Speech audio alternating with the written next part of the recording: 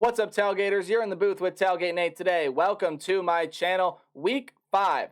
It was another crazy week in the college football world, and of course, every single week, you're going to learn something, right? These are my top 5 takeaways from Week 5 of the college football season. A lot of very, very good games, a lot of late game scenes. We're going to be talking about that here in just a little bit, so a little foreshadowing. But before we dive in to my personal, again, you can take away more things from a college football week. These are my personal top 5 takeaways here from Week 5. But before we dive into it, as you guys know, got to take care of some business. So I just want to thank all of you for the support the channel has seen as of late. And if you want to continue to show your support and you haven't done any of these things yet, please especially hit the subscribe button, ring the bell. It's the biggest way to help support me, and it lets you know when videos get uploaded. But there are more ways than that to help me support this channel. You guys are doing one of them right now just by watching the video, and you guys can do more by liking, commenting, sharing, and anything else you guys may be willing and are able to do to help me support this channel. Whatever you guys are able to provide, I greatly appreciate. So I'm not going to waste any more of your guys' time with all that.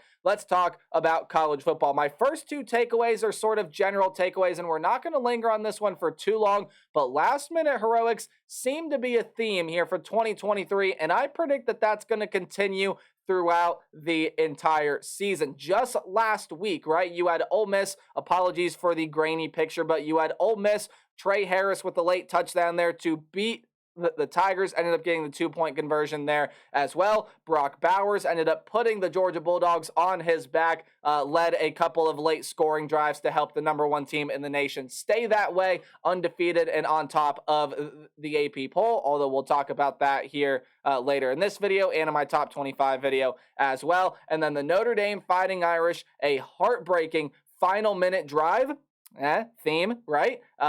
Put together by Kyle McCord last week. Notre Dame repaid the favor to Duke. Sam Hartman, Audric Esme put together a final drive that helped the Fighting Irish beat the Duke Blue Devils. But there are so many more examples than just those 3, and well, 4, because I did mention, of course, the Ohio State Notre Dame game last week. When you go back to week 2, I mean, pick a game. There was probably some sort of late game momentum shifting play that ended up happening there that week. Week 2 was crazy, filled with these late game, just absolutely monster drives, some nails in the coffin, etc., etc.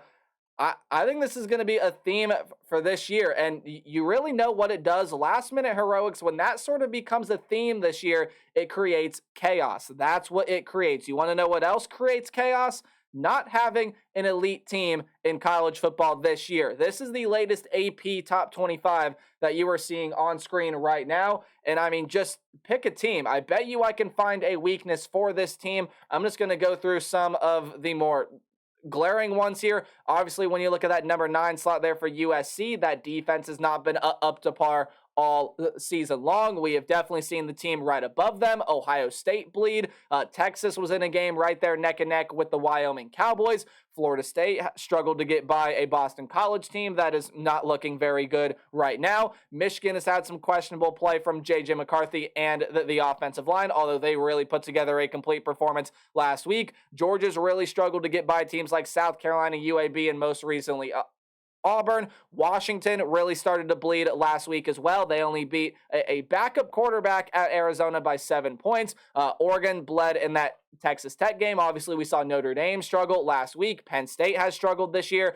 And those are just me talking about the teams that we see in the AP Top 10. You could go through and look at any one of these teams and say, okay, wow, that team needs to fix this, or that team really struggles with this. North Carolina, maybe keep fixing that defense, right? When you take a look at a team like Utah, they need to get healthy offensively. And I mean, just go ahead and taking a look at the standings throughout the college football season so far. I mean, I'm not really looking at any one team right now and saying that's the team that's the standard right now. That is the team that everyone else should be looking to right now. Because, I mean, honestly, when you take a look at pretty much anyone there, I'm going to go ahead and say in the AP Top 9, you could make a case for being the #1 team in the country right now, and I wouldn't really have a problem with it, right? We even have chaos not only in the Power Five, but in the Group of Five as well. I think a lot of people expected Fresno State to be really, really good, but Fresno State sitting right there in the top 25.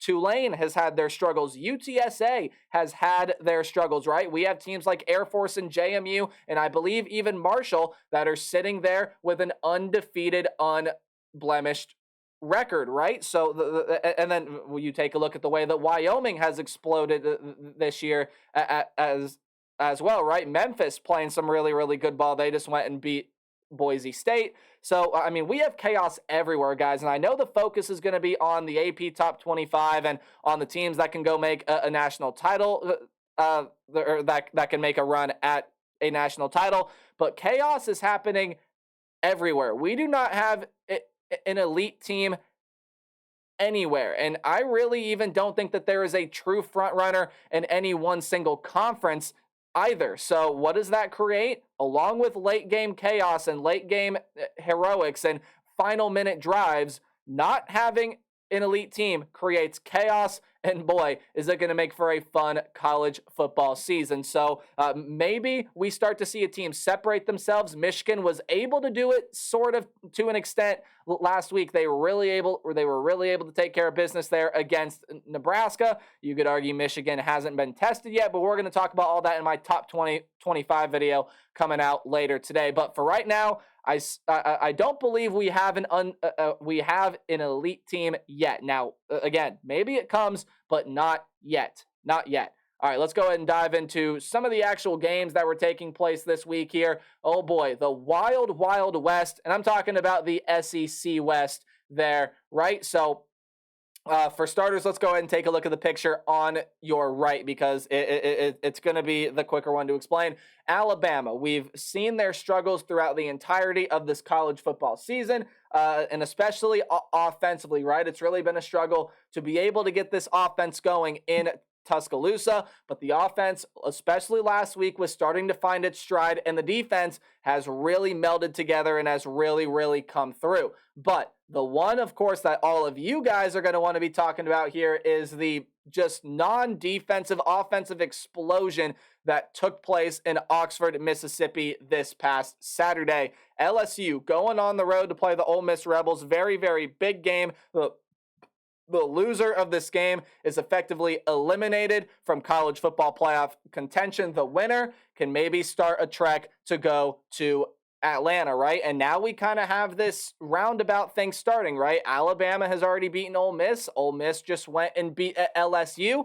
Go back to that late game heroic slide. Trey Harris able to score in the final minute. LSU driving down the field. They had a shot to be able to tie it. They can't do it. The Ole Miss defense comes up strong. 55-49 was the final score there of that game. The LSU was taking control there for a lot of that second half. They were really able to get in front. Ole Miss was able to battle back and win that game. And I mean, when you take a look along the SEC West, otherwise, Texas A&M is sitting right up there atop the SEC West with Alabama. Arkansas has had their moments where they've looked at. Auburn just went toe-to-toe with the number one team in the country in the Georgia Bulldogs. And I've already talked about how I think the SEC is going to have some absolutely phenomenal divisional races. But guys, the SEC West could really start to cannibalize itself, especially from what I saw this past weekend, right? There are a lot of really, really good teams here. Again, back to that conversation on the last slide, there may not be an elite team like there usually is in this division in the SEC. Alabama's got a game against Texas A&M coming up this week. That'll be the matchup to watch there in the SEC West. We'll see if chaos continues in that division, but you could also say the same thing here about the SEC East, right? I mean, you really could say the exact same thing because when I go ahead and take a look at this division here, yes, obviously Georgia is still the front runner in the SEC East. I don't think there's really any denying that, but the race for number 2 is really starting to heat up here, right? Missouri did have their struggles going on the road and playing Vanderbilt, but they were able to pull it out.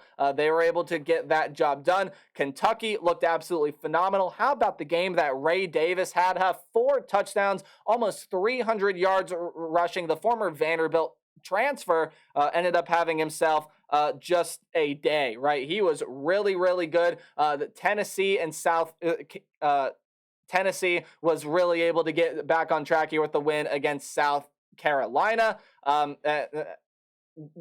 This is going to be another very interesting division race, right? And maybe besides Georgia, right? And well, who knows? What if Kentucky ends up beating Georgia this next week, right? You have a big cross-divisional game going on where LSU is going to be playing Missouri this week. What happens if the Tigers end up winning that one? And yes, I said that purposefully. I'm talking about the Missouri Tigers, right? What happens if Missouri is able to beat the LSU Tigers? Well, I think it means LSU has a lot more quarrels that they need to figure out. But then Missouri, could they be the second team there in the SEC East? Could Kentucky be the second team there in the SEC East? Is it still going to be Tennessee, even after they have struggled so far this season? For as wild as the SEC East is going to be, I think the SEC West is definitely going to be the division that more people are going to be wanting to keep their eye on. But don't discount some of the teams here in the race for second place in the SEC East. Florida,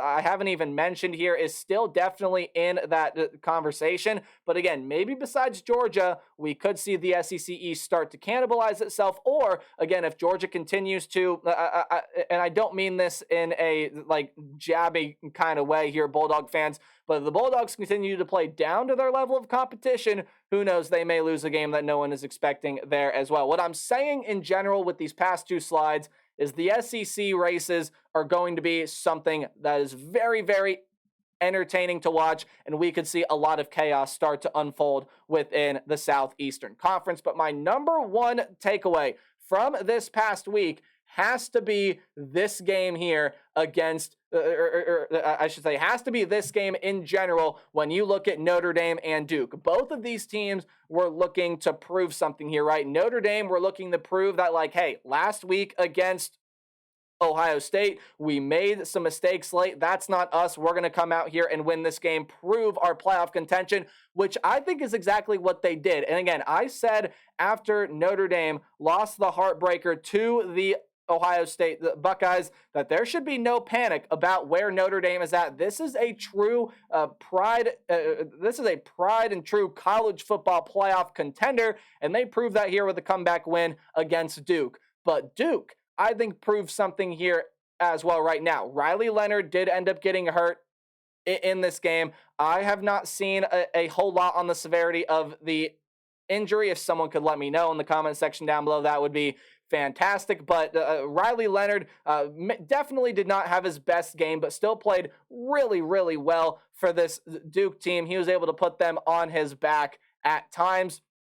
Sam Hartman did that, though, for Notre Dame late, right? He ended up putting them on his back. The 4th and 16 run. Are you kidding me, Sam Hartman? And then Audric Estime there as well with the long run, I believe 30 or 35 yards or something like that, to be able to seal the deal for the Notre Dame Fighting Irish. Look, both of these teams proved a lot, right? Notre Dame proved that this is a true college football playoff contender. They get another interesting road game when you have to go play Louisville next week. That'll be a game that I have a preview prediction video for up on this channel, as Louisville also enters that game undefeated. They had a comeback win of their own against the NC State Wolfpack. But Duke, I think, proved that they are a true ACC contender. Now, again, what does life look like if they don't have Riley Leonard? Kind of remains to be seen there, right? And who knows how long, if at any point Riley Leonard has said that, he's not going to play football for a couple of weeks. He did come out of the medical tent on crutches. Credit to Sam Hartman going over, kind of giving him a pat on the back, waiting for him to get out of the medical tent. That is just the highest level of sportsmanship and one of the highest levels of competition you will see throughout the nation. But again, Notre Dame proved something, Duke proved something, and we're going to continue to see games like this where, yes, there was a winner and a loser in terms of what the scoreboard says, but to me, it kind of feels like both teams kind of won. Now, you could argue that, Duke lost because they also lost Riley Leonard and blah, blah, blah. To me, it feels like both teams kind of won because Duke proved their ACC title contention. I've rambled on about this game enough. That's going to do it for my Week 5 takeaways. If you guys have any other takeaways, leave them in the comment section down below. Hey, as always, I hope you enjoyed the video. Remember to play hard but tailgate harder. Top 25 comes out later on today. Goodbye.